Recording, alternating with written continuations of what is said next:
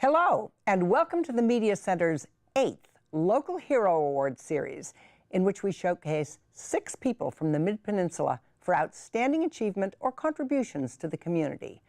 We solicited nominations and were particularly looking for the unsung heroes.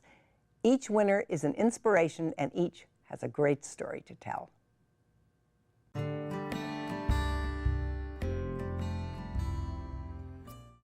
Amber Stime was born in rural Ethiopia, and at the age of 3, she had an accident that would change her life. It led her first to several years in an orphanage, and eventually to adoption in, of all places, Minnesota. She now lives in Palo Alto and is the founder and director of African Cradle, a nonprofit organization committed to helping the destitute children of Ethiopia and other African countries by providing them adoptive homes in America. I picked up a bomb when I was 3 years old in northern Ethiopia. I was born there, and it was a landmine or a bomb that was left that hadn't exploded, and we discovered it and it blew up. Left from? From the war with Mussolini around World War II. I lost my hands. Lucky for me, there was a hospital in my village that was run by the Seventh-day Adventists, so I was able to get treatment there. What did your father do with you or for you after that, and why? Eventually they decided to raise a child in northern Ethiopia, and the rural wasn't good, and what would happen to me. So he took me into the city, the capital city of Ethiopia, Addis Ababa, and placed me in an orphanage. So with the idea that I would probably get help from foreigners. They would come and visit, but after a while they were told not to because it would break my heart every time they would come in and leave. And what do you think would have happened to you had you not been placed in the orphanage? Oh, many things. I may not be here. That's one. The reality in Ethiopia is a poor country, and when you're disabled, you're not a human being. You're not regarded as being human. So I would have probably been either not alive or a servant or somewhere on the streets begging. My parents, this Minnesota couple, decided to go to Ethiopia and work, do some volunteer work, and they ended up in my orphanage. They were there for a year, and then eventually they went back to the States and they decided to adopt, and I was adopted by them.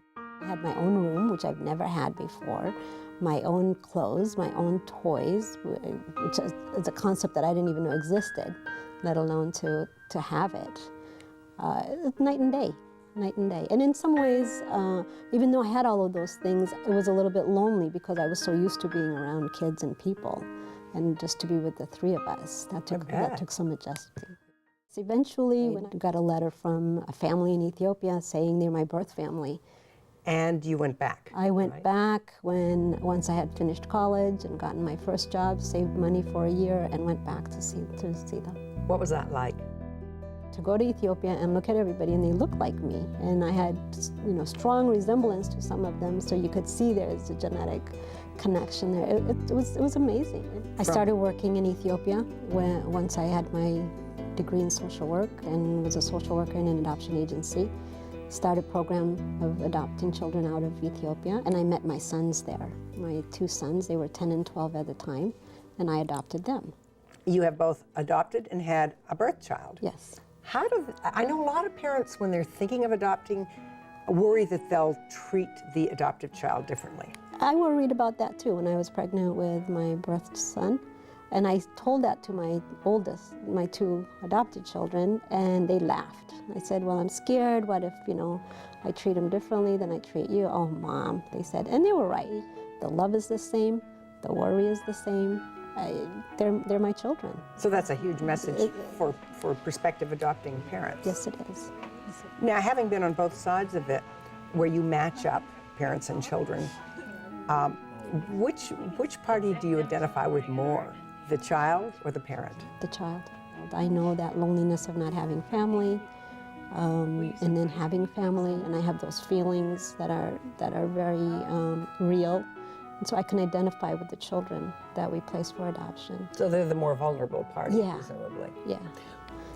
And for you, what's the most important part?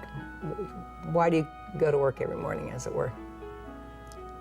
A child will get a family.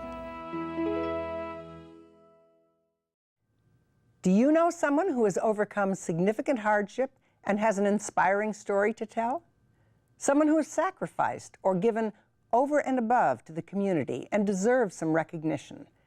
If so, please contact us with your nomination for next year's Local Hero Awards.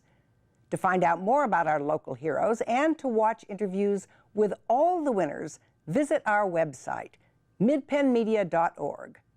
At the Mid-Peninsula Community Media Center, you can make your own videos and television programs and take classes in all aspects of media production. You can also hire our professional services team. To find out more about that, go to mcproservices.com. Congratulations to all our winners, and thank you for watching.